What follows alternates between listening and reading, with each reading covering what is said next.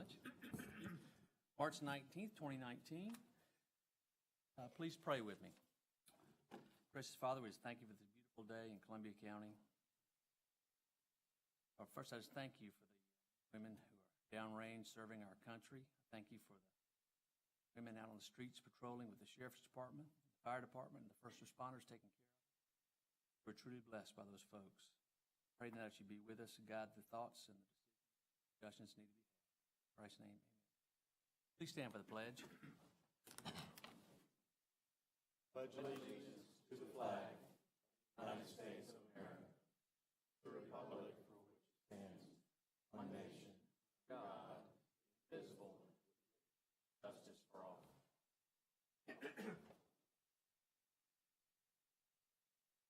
We just want to welcome everybody here. We have a full quorum of all the commissioners. Commissioners, you have the minutes from two previous meetings on your agenda. March 5th, 2019 meeting and the March 12th, 2019 meeting from the session with the elected officials on the budget. Motion to approve the first. Motion. Second. So moved. And then on March 12th minutes. Motion. Second. So moved. Johnson, is the agenda set? I believe it's ready for your approval, Mr. Chairman. Fantastic.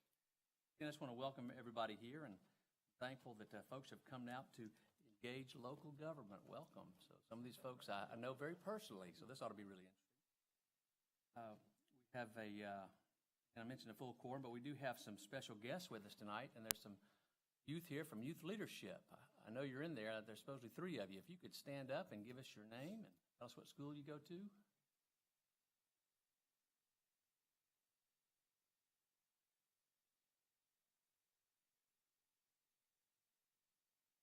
Very good. Oh, One more. got one more. Up.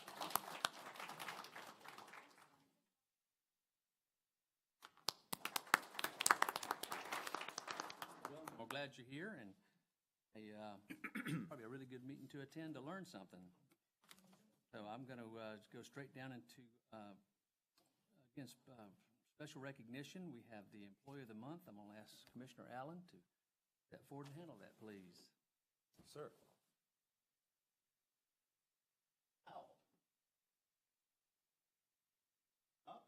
Our March Employee of the Month, Shannon Powell with the Clerk of Court.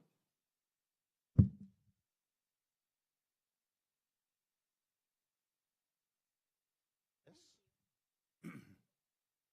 It is my honor this evening to give the award to the Employee of the Month to Ms. Shannon Powell with the Clerk of Court's office.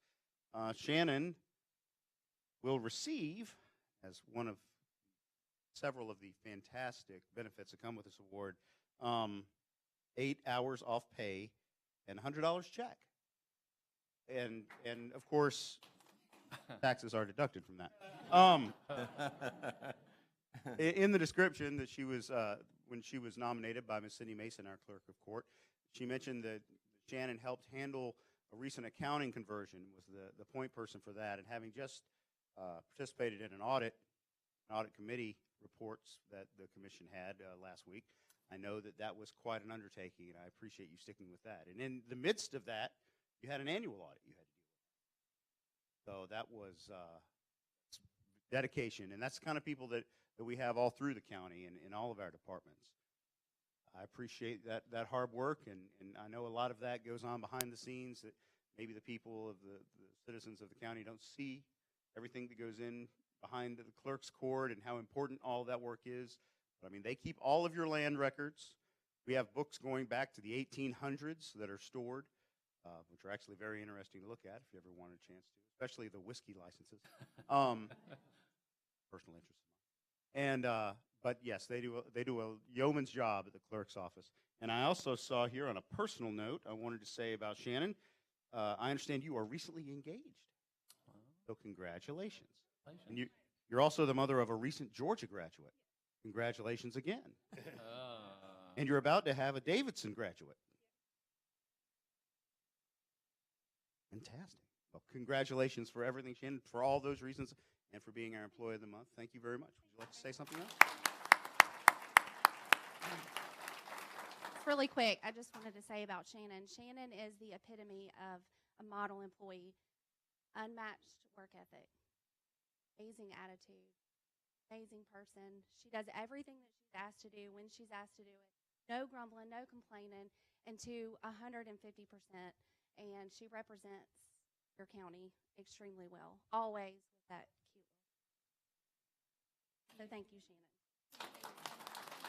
I'd like to say something to Ms. Powell. Okay. Well, you've got to get a picture regardless. So. Okay.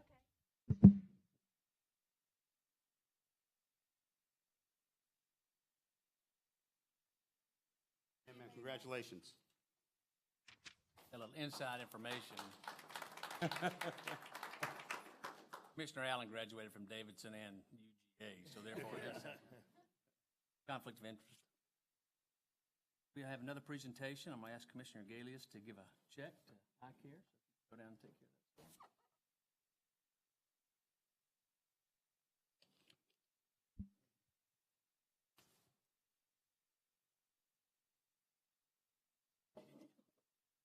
I saw more than one of you. Is there?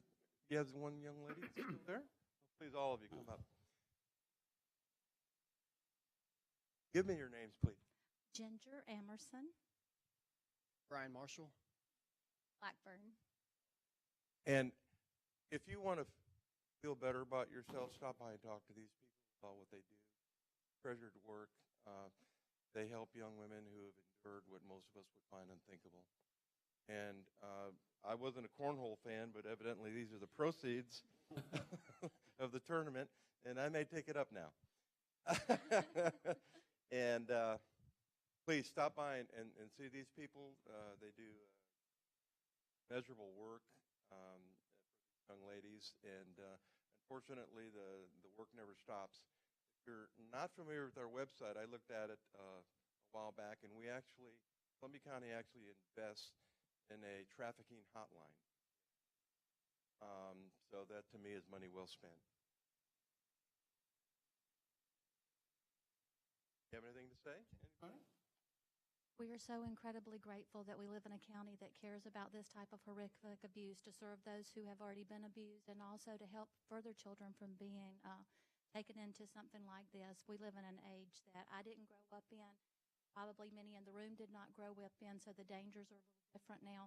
And I'm just very thankful that you all care. This is an amazing, amazing check, and we're a small nonprofit. This means the world to us. Thank you so much.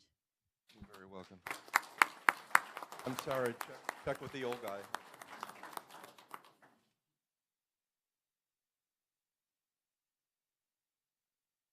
Thank you. And these are the proceeds from a cornhole tournament at the Exhibition Center. How long ago was this, Shelley? End of February. Okay, great. Thank you. Well, good evening again. I know we have a number of folks who want to speak about an issue in River Island. So I'm going to call you. I have 5 requests. I'm going to call you up one at a time. 5 minutes to each person to speak.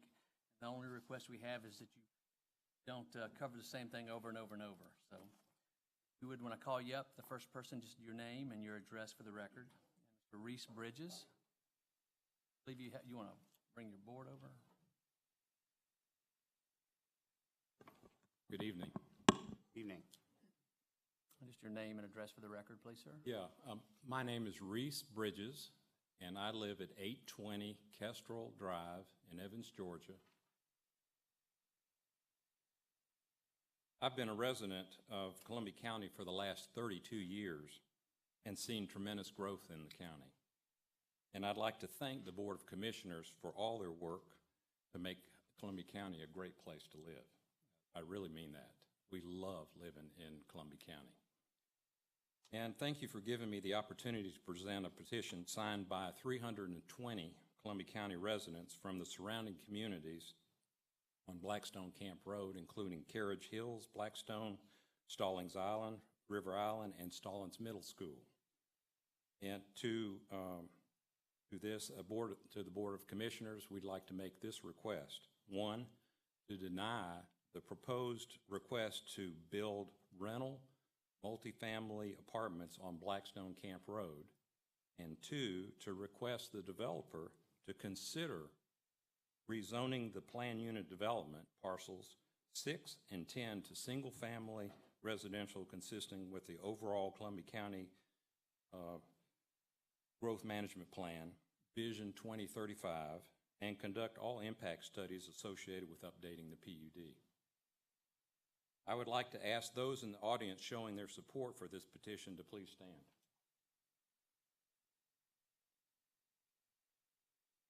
Thank you. The developer requested Columbia County approval to build 298 rental multifamily apartments with 655 parking spaces on parcel 6 of the PUD on Blackstone Camp Road, next to Stallings Middle School and across the street from the River Island community entrance. The property has been zoned for AR for apartments since 2002, so it's been grandfathered in. There's been no developer impact studies since that time. And I'd like to thank the chairman, Duncan, for telling me that the developer has withdrawn their request for any zoning variance and is moving ahead with their initial plan. And we plan to follow up with the developer in the coming weeks on this issue. The Blackstone Camp area is a single-family residential area. You know, it's all, there are no multifamily rental apartments in this area. The developer is requesting apartment construction in the middle of a single-family residential area and not adjacent to or in an urban activity center as outlined in the Growth Management Plan and in the Planning Services 2010 Multifamily Housing Study. So approval of these of the developer's request to build rental multifamily apartments on Blackstone Camp Road will negatively impact the Columbia County residents in this area and set dangerous precedents for future zone developments. Next 4 speakers coming up will each address specific issues associated with this. And I would like to thank you again for giving me the opportunity to speak to the commission. Thanks for coming, Reese. Thank you. Thank you. Allison Sheet. Begin to state your name and address for the record, please. My name is Allison Sheets, and I reside at 306 Hornsby Lane in Evans. First, I want to say a special thanks to the commissioners and the county officials and all the employees in the county for answering all of our emails and repeated phone calls. You guys are good at emails. We're very good. I am concerned with the proposed apartments on Blackstone Camp Road as it relates to safety as well as school capacity issues. The proposed apartments will be a safety concern for residents and communities along Blackstone Camp Road and neighboring streets. This is not speculation. This is based on the county's own report on multifamily housing in 2010. I will quote, "The sheriff has stated that law enforcement calls per multifamily housing residents are 42% higher than law enforcement calls per single-family housing residents, and stated that additional personnel will be required as additional multifamily housing units are constructed." I'd like to underscore that point very clearly. Our own county published a report and said that rental apartments result in 42% higher law enforcement calls, and that additional personnel are required to handle those calls. To me, this means more sheriff personnel. This means more firefighters. This means more EMT. And these all come at a cost to Columbia County taxpayers. Is the county ready and willing to hire these personnel that you yourselves say is required? I spoke to Sheriff Clay Whittle this morning, who informed me that this law enforcement figure may or may not be accurate. He isn't sure, as he needs to further investigate. This just underscores the fact that we need to do our research before building these apartments. One thing was made clear to me. Sheriff Clay Whittle is not a fan of apartments in these residential neighborhoods. I thank Sheriff Whittle this morning, and I would like to thank him again publicly. He's been very responsive and helpful throughout this process. And I did ask if I could quote him, and he did confirm and said that you would probably all nod. We already know that. Yes. Equally as important as personnel needs, school safety is a concern for the proposed rental apartments. As the county is aware, and the council is aware, the proposed apartments will increase significantly traffic on what is an already busy 2-lane road. Allow me to remind you what Blackstone Camp Road near Stallings Island Middle School looks like. There's no sidewalks along Blackstone Camp Road. There are no crosswalks, lights, cones, or anything to remind drivers they're just crossing the road. There are no turning lanes into middle school. There's not even a sidewalk area. There's just a ditch on each side. There's no crossing guard. There is nothing. Now add thousands of cars and hundreds of residents to this area. This increased traffic presents a significant risk to both parents and students who attend Stallings Island Middle School. As a result, during morning drop-off and afternoon pickup, traffic already backs up in an unsafe manner. I've seen impatient drivers cross into opposing traffic as to avoid sitting behind folks who are waiting to turn into the school. And considering the school zone limit is in effect, traffic just moves even slower. This traffic nightmare happens twice a day, every day, 9 months out of the year. I'm very concerned that the proposed apartments will have tragic consequences. According to Safe Kids Georgia, 80% of child pedestrian deaths occur at non-intersection locations like walking along a road. Specifically, young adults and teenagers have a death rate twice of younger children. The use of cell phones, both by pedestrians and drivers, presents a risk, and the increased number of cars and pedestrians makes me concerned.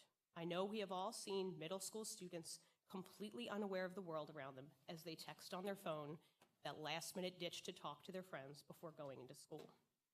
Lastly, it's not clear to anyone, the developer or Columbia County has examined the impact of the apartments on students' safety or school capacity.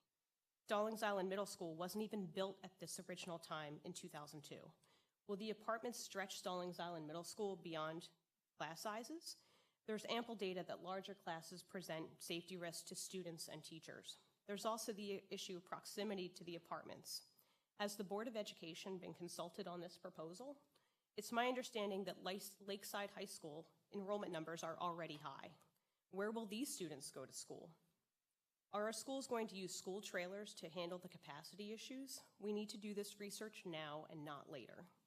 I'm respectfully asking the Board of Commissioners to remember they work for the citizens and taxpayers of Columbia County, and while this zoning was approved in 2002, no one tonight can say we are looking at the same landscape as nearly 20 years ago. I can't think of any business in any industry that uses 17-year data for future development plans. In closing, I'm formally requesting the county to require a comprehensive study to determine the impact on our community and its resources before construction may commence. Thank you for your time. Thank you.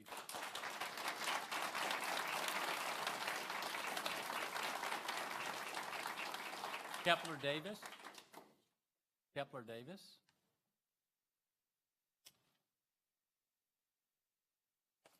Good evening. My name is Kepler Davis. I live at 1076 Peninsula Crossing in Evans, Georgia, and I'll be speaking on traffic this evening. I've lived in Columbia County for the last 14 years, and I'm about to transition out of the military of a 21 years of active duty military service. And I've chosen to continue to reside in this wonderful county after I make that transition due to the amenities and the county and the life that we have here. However, I've seen significant development in this county, and I've also seen the negative impact of growth without proactive planning. 7 years ago, my family and I decided to move to the Blackstone Camp Road area instead of Riverwood Plantation. Traffic congestion in Riverwood Plantation was the primary reason we did not move there. The proposed construction of 300 apartment units immediately adjacent to Stallings Island Middle School will negatively impact traffic congestion, surface road infrastructure, and increase the risk to pedestrian and student safety to the point that I request the Board of Commissioners to direct both traffic safety and impact studies prior to the planned apartment complex development. Current traffic volume on Blackstone Camp Road is heavy and equals the volume at Washington Road and William Few Parkway. Data from the Columbia County traffic counts on January 31st of this year shows almost an equal number of vehicles traveling on Blackstone Camp Road, which was measured at 4,750, as compared to the intersection of Washington Road and William Few Parkway. About 5,500 cars traveled on average from 3 of the 4 roads entering that intersection. I estimate that 300 apartments would increase the traffic count on Blackstone Camp Road by 1,300 trips a day, which is a 27% increase from current traffic counts. The current infrastructure of Blackstone Camp Road and Point Comfort Road, which are the only two ways in and out of that area, will not support that increase in traffic. It is already very, very difficult to make a left-hand turn from Blackstone Camp Road onto Fury's Ferry Road at any time of the day. Many residents cut through the Walmart parking lot to get to Evans-DeLock Road in order to turn left on Fury's Ferry Road. If you take the other way out of the area on Point Comfort Road, that's not much improvement. That road is not a modern thoroughfare. Point Comfort Road follows the lay of the land, goes up and down hills, and has very poor sight lines. Both of these options have safety risks, and the increase in traffic volume from the proposed apartments will only increase the risk for accidents and pedestrian injury. So my children attend Stallings Island Middle School. Blackstone Camp Road is a narrow two-lane road along its entirety. There are no shoulders, there's no sidewalks. Students cannot walk safely along that road. There is no room for bicycles to use this road safely. I'm sincerely concerned that the increased traffic volume from the proposed apartments will increase the risk to our children along this road. So I'm not opposed to growth and development. I am opposed to development without proper planning and improvement in infrastructure. I cannot understand that land development may proceed based on 17-year-old historical zoning impact studies. When this land was zoned for apartments 17 years ago, traffic patterns and volume were drastically different compared to today. We've seen the impact of development and delayed infrastructure improvement in the Riverwood Plantation area. The widening of Washington Road went on for years and negatively impacted the quality of life for local residents during construction. Blackstone Camp Road is not Washington Road in its design nor size, yet it already has similar traffic volumes as per the Columbia County traffic data. Any increase in traffic on this road must be preceded by improvement to the road itself. So in conclusion, I request the Board of Commissioners to direct traffic impact and safety studies to be conducted in our area prior to the construction of the proposed apartments so that infrastructure improvements can be made to keep drivers, pedestrians, and students safe. We need to know the true impact that the increased traffic from these apartments will have in order to make thoughtful preparations to protect current and future residents. Thank you for letting me speak. Thank you very much. Thank you.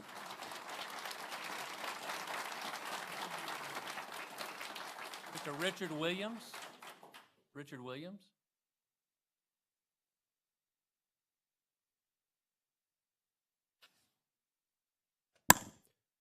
My name is Richard Williams, and I live at 818 Kestrel Drive, Evans, Georgia. I am fairly new to this area. I lived most of my life in the Pacific Northwest, north of Seattle, near the Canadian border. My wife and I love it here in Columbia County and River Island. There is a planned unit development agreement with Columbia County that includes apartments. Changes between the approved and agreed upon PUD residential zones should go through a rezoning process. The rezoning process would invite public comment from the residents of the community for the betterment of the entire community. The developer attempted a property line modification between the TR townhouse residential and the AR apartment residential zones on the River Island PUD apartment construction project. The effect of the property line adjustment would be to transfer land from the TR to the AR zones. The property line adjustment would reduce the land available for townhouses and increase the land available for the apartments. The transfer of land to different PUD zones should go through a rezoning process. Fortunately, county administration discovered the modification and denied the developer the construction permit. There is now discussion of allowing an infrastructure transfer from one zone to the other for the benefit of the AR zone to allow more apartment units. The transfer of infrastructure would include apartment stormwater retention facility and the apartment parking area. The transfer of infrastructure from the AR zone to the TR zone takes away usable land intended for the TR zone for the benefit of the AR zone. I consider this a de facto rezone, and it should go through the rezoning process as well. Allowing this convenient workaround would set a terrible precedent for future developments. Williams, he has withdrawn that request. That is my understanding, that there are currently discussions going on about the transfer of infrastructure as opposed to the lot Right, just the line. modification. Right. So So it's the second issue that I'm concerned about, because it's de facto it's the same thing. You're taking from one property and transferring the infrastructure to the other that removes usable land for the townhouses and transfers it over to the apartment zoning. And the reason I'm concerned about the transfer of land or infrastructure benefit from the TR zone to the AR zone and the associated transfer of housing from townhouse to apartments is townhouses are owned by the residents, and there is a pride of ownership and also a sense of community. And with apartment dwellers, they're transient. They don't have the same feeling about the neighborhood, a sense of community, and pride of ownership. The transfer of the land from the TR to the AR and the change from residents to renters will lead to degradation of our community. We should stay with the agreed upon PUD unless a developer goes through the rezoning process and the community input is invited. My wife and I are blessed to be the residents of Columbia County, and we are blessed to be residents of the River Island community. The quality of life in this county and in this neighborhood attracted us to this specific area. You know, first responders have a slogan to serve and protect. Columbia County Planning and Zoning should also have a slogan, preserve and protect our quality of life. And I was disappointed when I learned that the county last did a traffic study for the area in 2002 with the application of the River Island development. And the feedback that I heard was the position of the county was, well, that's really not our job, that's up to the developer. And a lot of changes have occurred in the last 17 years. In addition to the traffic issues, there are other concerns that need to be addressed on a proactive instead of a reactive basis. Due to the popularity of the River Island area, it is growing in leaps and bounds. In addition to traffic, there should be impact studies monitoring the adequacy of water, sewer, electrical, gas, and storm water infrastructure. In my previous place of residence, there was a development moratorium when it was discovered after the fact that the water pressure was inadequate for fire protection. It took several years for the infrastructure to catch up with the development. In the meantime, existing residents were at risk. You know, preserve and protect our quality of life by proactive actions. I want to thank you very much for giving me the time to make my presentation. Can I ask our staff, the property line adjustment he's referring to from TR to AR, is that part of the application that was withdrawn? That is correct, but the concern I have, oh, okay, you were addressing somebody else? Well, I mean, yeah, Okay. you can stay there, but I'm asking our staff to clarify that particular item. There's no property line adjustment. Their initial site plan showed some of their buildings, actual apartment buildings, onto what we could determine what was the townhouse residential portion of the development. We've made comment on that site plan that that's not allowed. The rest of the infrastructure thing, do allow developers across the county to put infrastructure, ponds, sidewalks, parking lots, grading onto adjacent parcels if they own the parcel. Because at the end of the day, say the townhouse development couldn't use that. The thing where we draw the line is the actual use of the property, the buildings themselves. Owned apartment, have apartments on it. If it's a townhouse, it needs to have townhouse. And to summarize the process, Andrew, what current studies or requirements do we have, if any, for pre-zoned development? They have to go through an architectural? Depending on the location, they may have to go through architectural review. One of the comments from our traffic engineering department, and these comments went out on the site plan yesterday. One of the comments is that a traffic impact analysis needs to be done in development. That's standard for all developments. determine what sort of infrastructure improvements need to be made because of this. So we'll know more about that when that. And those studies do occur through the standard process, even when the property is not asking to be rezoned They do, absolutely. for any new development. Commission actually approved that process a couple years ago. It's mandatory now if you have a certain amount of units that you're required to do an impact study for that road. And so that's standard. And then if that impact study says that improvements need to be made, that'll be part of the process. They will be required to make those improvements as well. We have been doing traffic studies on that road since 2002 as part of our State Route 28 widening project. We have to show what kind of impact we have, Blackstone has to State Route 28. It is a difficult intersection to get out of. Currently, with the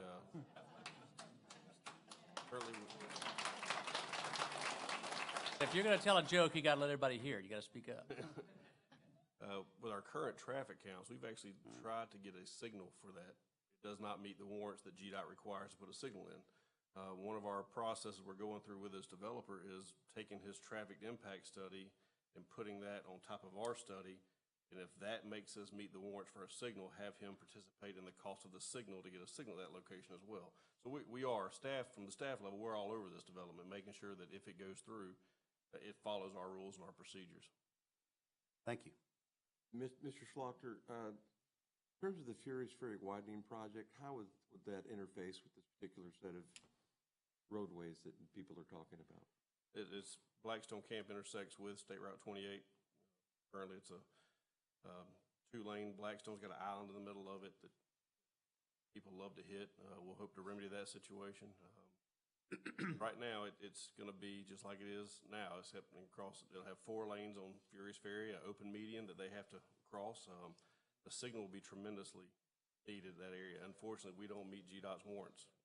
State has to approve it for those doing, when he says GDOT warrants, the state has to approve us putting in a traffic light there. State route. Right. Mr. Robert Spessert.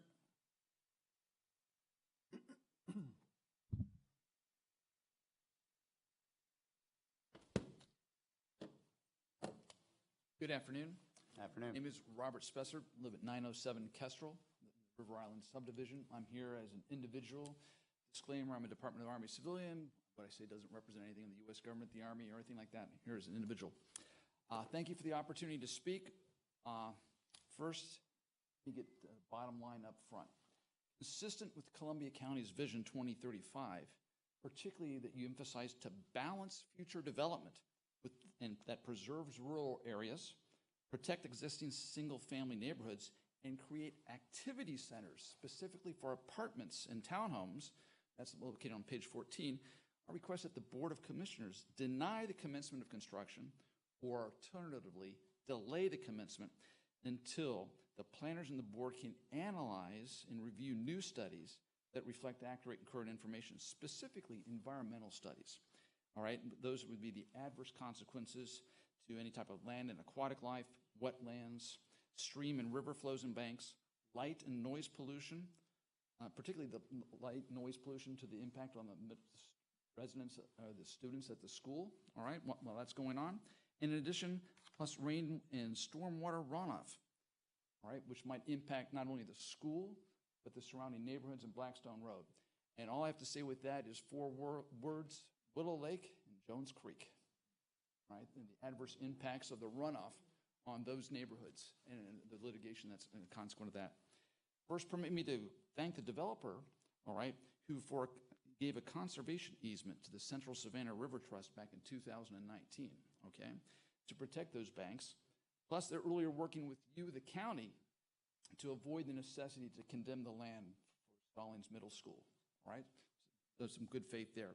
And second, let me compliment the foresight of the county to develop and implement, originally back in 2002, your Growth Management Plan 2020, followed up then by the County Vision 2035.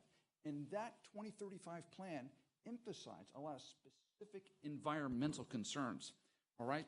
You had 5 different development goals, and 2 were development pattern goals. 1 was to protect and enhance established neighborhoods. Number 4 was, another goal was to create vibrant activity centers, stick your multifamily housing in specific corridors and nodes where they can take advantage of existing infrastructure as opposed to investing in more infrastructure. You had the conservation goals that it articulated, protect the water resources and improve water quality, all right, which attempt to avoid a repeat of the Evans Center runoff, and then permanently protect 20% of the county's land as green space, consistent with your green space program. So the question arises, how does putting multifamily housing, this large apartment complex in the middle of already a kind of rural residential neighborhood is consistent with your goals that have already been articulated? So you all created a plan, and the purpose of the plan was to let the community become aware. And so we read this plan, Blackstone Camp, rural residential, right? And then that's in the 2020 growth plan and the 2035 plan. There's nothing on their future use maps of that that says it's going to be multifamily housing or residential.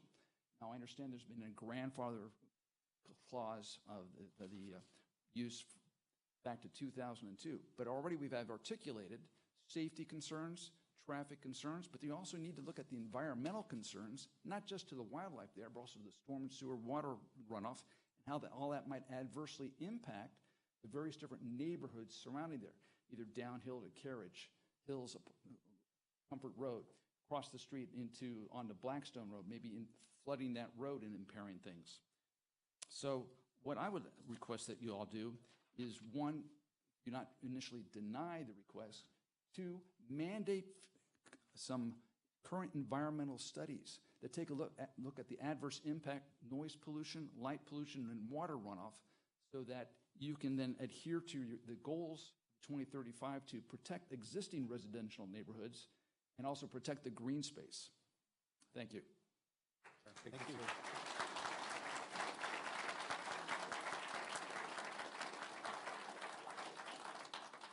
Matt, can you, again, just articulate the studies that happen in a situation like this? Development. For all the studies that are required. Right, so water and sewer, that was a big concern. The Water and Sewer Department are absolutely part of any review. They make sure that they have the supply there to meet the demand. In this case, you're very close to the water plant. There's ample supply there. Again, the traffic impact study, that's mandatory. They have to do that. We also look at, we invite the Board of Education in to look at these plans every time, every single development, not just this one. Any development the Board of Education is brought in to look at it. Environmental, we follow state law. We have our own code. We make them do hydro studies for pre-development, show us what it's doing before you build, show us what it's going to do after you build. We ensure that they design to a standard where their impact is less once they build it than it was before they built it. We do, what else is, I'm looking at, we have a 6-page denial letter that we sent to the developer, and I'm kind of going through some topics that are on here. Water and sewer was denied for some things they were doing. Environmental, we got a lot of requests for the environmental side of it, as far as plans to prevent sediment leaving the site. Hydraulic reports to showing that the pipes are handling the water properly for different levels of storms, 1, 25, 50, and 100-year storms. We're making them look at a 100-year storm. Of course, planning is looking at the number of units. They actually had on their plan, I believe, 298 units. Planning staff denied that, and PUD only allows 272 units. So we're looking at that. Buffers, to make sure there is a buffer between existing residents and this proposed development here. I talked about the possible signal cost sharing for the traffic study. So we're looking at a lot of stuff. A lot of stuff on every single project, not just this one. Well, the key takeaway from this, I think every speaker has said, this was approved in 2002. The property is zoned for these apartments. I talked to Reese. I highly recommend that you go sit down with the developer and talk through this. So it's not just an issue. They won't come before this board for a rezoning. It's already zoned. I just want to make sure everybody hears that. So they're not coming back. It's not a chance for us to vote and say, don't do this. We have to work with him to find ways around the situation. Frankly, if we tried to rezone it without his permission. We're just asking for a lawsuit that we're going to lose. So I just want to make sure that everybody's aware. It was part of a plan in 2002. We'll do the best we can to mitigate any of the consequences. But right now, we all need to seek the opportunity to sit down and have a civil conversation with the developer. Any other comments? Mr. Slaughter, you said that there was about a 6-page denial. So is that why the developer decided to not proceed with the changes that he wanted, but he will still have to address all these concerns in his plan review? Is that correct? That is correct. So he's got 6 pages of things we've said no to or asked for additional information for. It's not all hard-nosed. A lot of it is explain this to us. Why are you doing this? So yes, sir, he'll have to come back. He'll have to reduce his number of apartments. He'll have to make sure they're on the proper property. Yes, sir. He's not coming back for a variance or a rezoning based on this denial letter. He'll have to address He all still of has to these address issues. every one of them. My guess is that we'll probably look at these plans at least 3 more times. Won't be, the next time it comes in, it won't get approved either. It'll get denied again. Andrew, you guess probably 4 times? It'll take probably 4 times to get this one? Yeah, given the complexity of the site, it'll probably take 4 times. Our average is about.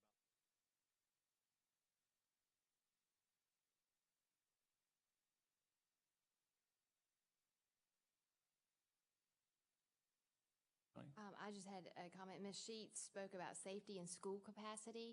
Please know that the school board has their own set of rules and guidelines that they go by. We can't control what the school board does or how they fill their schools or if they put portables out back. That is 100% up to them. Do note in some of the timelines that you all put out there, those dates were correct. The school was put there. The property was purchased in 2006, which is well after the 2002 zoning. So the school board knew what they were going in next to when they chose to put the school there. So if you have questions about how the school is going to react to having additional students or their capacity, those are questions for the school board. Hold on a second. If you want to state your name for the record, sir. Come up. Right, please on the mic, sir, for the record. Welcome. State your name and address. John Sammons, 398 Black Rail Lane, the River Island subdivision. I'm friends with the Mills, and I'm still here today in an opposition manner, and Matt knows it. I talked to him for 23 minutes early on the phone. They've all said the same thing that we're all saying. We're not saying the denial is probably going to happen because of the rezoning in 2002, but the study and the impacts of what we're actually going to see, the major thing that I'm up here to ask for is the traffic. You can't make a left out of there. Cannot. I've seen more people, my fiance and I, jump that median literally and forget that median even exists. So you're going to put 16, 17, 18, 20-year-olds in a car trying to turn left on there. And now you're going to make it 4 lanes? I think we're running into some disastrous situations. I just ask the commission to do all they can to make sure that those studies are done and done thoroughly with outside agencies that will actually give you the data that you're really trying to record. Fair enough. Thank you. Fair enough. Sammons, I can assure you that the safety of the citizenry is always the premier thought in all of our minds, whether it is funding the judiciary, funding the sheriff's office, or traffic safety would become much more of an issue in recent years.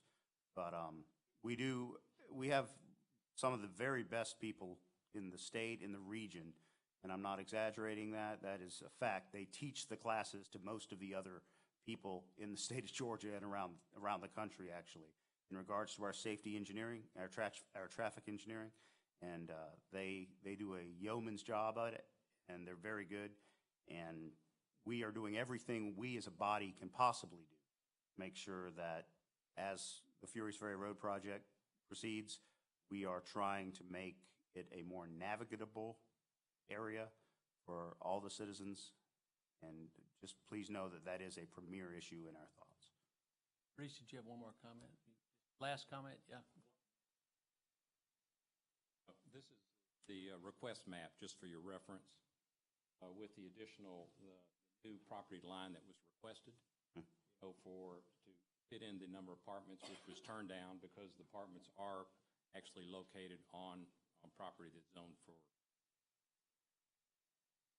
And again, I would like to request, we know we'll talk with the developer about this issue, as Chairman Duncan is requesting us to do.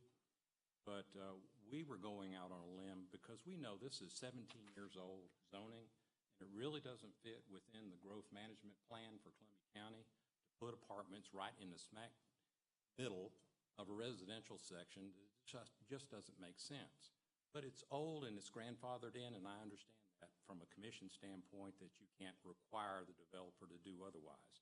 But what we're asking that you ask the developer, as long as in conjunction with what we will do, to ask them to reconsider, develop something that fits better within the community there, and also fits better within the overall growth management plan for Columbia County.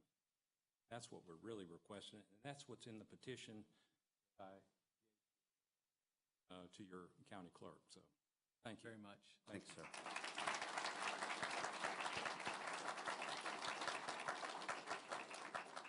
Moving forward, we have the, want to stay for the rest of the meeting, you're more than welcome. What, ma'am? Oh, we do have someone else that requested? Oh, he was on the agenda already, actually. Oh, Lord. Mr. Samuel Gavinsky? Okay. There's somebody else? Okay. Fantastic. You're welcome to stay for the rest of the meeting, or you're welcome to, in the,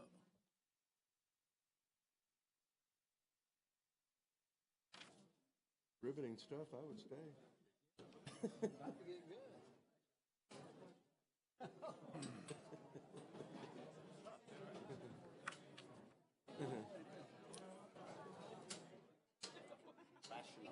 Yes, it is. It can only be as good as you can make Fair it. ask. At this point. Organized presentation.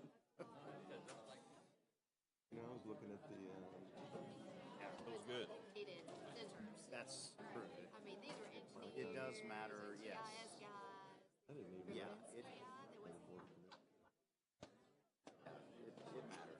Ben's Harden was.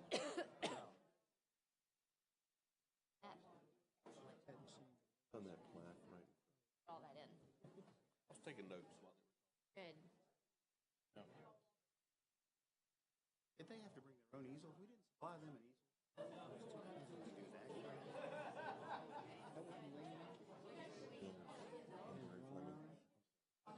Like, do you have like the I keep my boxes.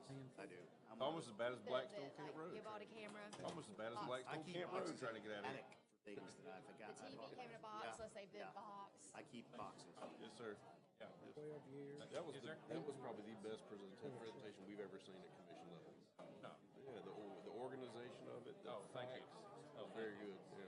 Reese, I would really like to see Mr. Bridges. pages of I used to. Ask that lady for it. Put a record of it, and we'll send it right to you. Mr. Bridges, thank you. Thank you for coming. Yes, sir, thank you. A fair conversation, a fair ask on your Very your much. part, I believe. Thank you. the most Thank you. organized one I've seen in 4 years. Thank you. Every once in a while we have problems. I want to call the meeting back to order. Let's go ahead and get started. Where are we, consent agenda? We're on the consent agenda. You have items before you on this consent agenda that have been through committee and have received the necessary votes to be put on the consent agenda. But we'll take them up as all as one item unless somebody's opposed to that. Mr. Chairman, I make a motion to approve the items on the consent agenda. Is there a second? Second? All those in favor signify by raising your right hand. Motion carries. On to the debate agenda. Commissioner Malier, I believe you have the first one. I make a motion to approve the request for a conditional use for an automotive repair at tax map 078387. Discussion? All those in favor signify by raising your right hand. Carries. I make a motion to approve the first reading of resolution number 19-07, Jones Ferry SD-522 for an upfront poll cost in the amount of $4,681.90 and the annual utility cost in the amount of $2,000.40. This is resolution number 19-08, the Ridges Phase 5 SD-376I for an upfront poll cost in the amount of $4,213.71 with annual utility cost in the amount of $1,800.36. That's resolution number 19-09, Kendall Park, Section 3, SD-460J, y'all hang in there with me, for an upfront poll cost, $4,213.71, and for an annual utility cost of $1,800.36. And resolution number 19-10, Kalari, Section 3, SD-513C, for an upfront poll cost of $11,236.56 with an annual utility cost of $4,800.96 to establish streetlight districts. What? Streetlight districts. That again? Streetlights, just give the people some Is there a streetlights. second? Second. Any discussion? All those in favor signify by raising your right hand. All opposed? Carries. I make a motion to approve the first reading of ordinance 1903, revising Chapter 90, zoning, Article 4, supplemental requirements. That's Section 90-147, use provision, repealing any conflicting ordinances, and to go into effect the day after the second reading. Second. Would you give us 30 seconds on it? Yes, so this allows for a pole barn or a small shop for private residential use to be built without having to have a primary residence. And it doesn't require the 10 acres as we've seen now. Recently had a variance request. A guy was trying to build a barn, couldn't do it because didn't have 10 acres. This fixes that. Very good. All in favor signify by raising your right hand. Opposed, like sign. Carries. I make a motion to approve the first reading of ordinance 19-04, revising Chapter 90, zoning, Article 2, residential districts, Section 90-50, allowed uses, repealing any conflicting ordinances, and to go into effect the day after the second reading. Second. This updates the table that shows where these pole barns are allowed. So this, I believe, is going to be in RA, R1, and R4. Discussion? All right. All in favor signify by raising your right hand. Opposed, like sign. I make a motion to approve the first reading of ordinance 19-05, amending Chapter 34, Environment, Article 3, Soil Erosion, Sedimentation, and Pollution Control, Section 34-70, repealing any conflicting ordinances, and to go into effect the day after the second reading. I feel like I'm repeating myself. Is that correct? Okay. That was the same one? That was a new one? No, Okay. it's just the same word. Sounds the same. Okay. Apologies. No, you're good. Second? This is amends the requirement for an environmental bond. Currently, we require a performance and maintenance bond as well as an environmental bond for a private development. This states if you have a performance and maintenance bond on file with us for that piece of land you're working on, you do not also have to give us an environmental bond. This is a savings to the developers. Discussion? All in favor signify by raising your right hand. Opposed, like sign. I make a motion to approve the first reading to ordinance 1906, amending Chapter 74, subdivisions, Article 2, procedure for plat approval, Section 74-45, repealing any conflicting ordinances, and to go into effect the day after the second reading. Second? Currently, we require a 30% performance and maintenance bond for a private developer. This brings it down to 10%. They bond 10% of what they're going to be dedicating to the county. That is what we will use to ensure they do their warranty work for the 2 years after after the board accepts the infrastructure. Discussion? All in favor signify by raising your right hand. Opposed, like sign. I make a motion to approve the first reading to ordinance 19-07, amending Chapter 6, Article 2, Section 6-50G, eligibility for alcoholic beverages, repealing any conflicting ordinances, and to go into effect the day after the second reading. Second. This one brings us into compliance with state law. Basically, it adds that any person convicted of a misdemeanor within 5 years immediately preceding the date of receipt of submission of the application is not eligible to have an alcohol license, but it puts us in line with what state law says. That way we don't approve and then state denies when it gets to the state. Got it. Discussion? All in favor signify by raising your right hand. Opposed, like sign. Carries. Legal matters. No legal matters tonight. Board. How about requests for review by committee? Public comments? Any more? Executive session, there's one item. I have one item I'd like to present it in this meeting in public. I think that's a great idea. I make a motion to approve $516 to Marvin United Methodist Church, Inc., parcel 074050 for Wheeler Road right turning lane. Second. All in favor signify by raising your right hand. Opposed, like sign. Motion carries. Move to adjourn. I will second that one also. All in favor, raise both hands. We're adjourned. Didn't say Simon Says. Simon says. 55. Yeah, but how long did we?